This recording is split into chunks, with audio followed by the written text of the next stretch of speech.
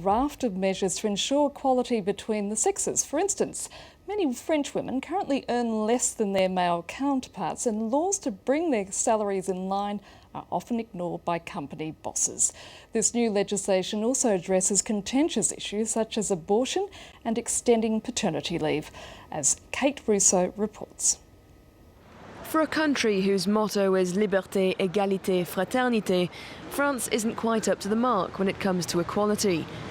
French women earn 25% less than their male colleagues, while barely 1 in 4 company board members are female. And this is the woman on a mission to change that. Najat Vallaud-Belkacem is the Minister for Women's Rights, with the remit from President François Hollande to give women parity with men at home and at work. Our objective is to get equality everywhere. The 34-year-old French Moroccan, who gave an exclusive interview to France 24, has ambitious plans to get women on an equal par with men and vice versa. Men and women are not equal in the workplace, and they're not equal in the home environment either, because women still shoulder a lot more of the parental and domestic duties than men. There's clearly a link between the two, and we want to tackle this with legislation to reform paternity leave. One of the minister's flagship proposals is to encourage men to take paternity leave, in the hope that the 18,000 fathers who take time off work will rise to 100,000. Another of her plans to change outdated abortion laws has already been approved by Parliament.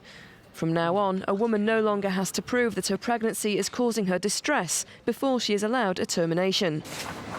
Vallaud-Belkacem is not the first to try to redress the balance between French men and women. Legislation has been passed before, but so far hasn't made much difference. The first priority is to apply the equality laws already in place, and we've been doing that for the last 20 months. Legislation was passed to tackle inequality in 2006 and 2010, and it should have imposed financial sanctions on companies that didn't comply. But businesses didn't follow the rules and they weren't taken to task. Yet there is a long road ahead, and not just for private companies.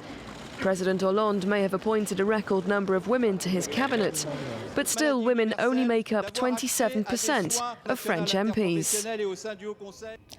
Now, joining me in the studio is British novelist Lucy Wadham, whose popular book, The Secret Life of France, spoke about the sisterhood, or rather lack of, here in the country. Lucy, looking at that report, there's clearly a move on a political level to readdress the inequalities that women face in this country. But how does France compare to other nations when it comes to feminism?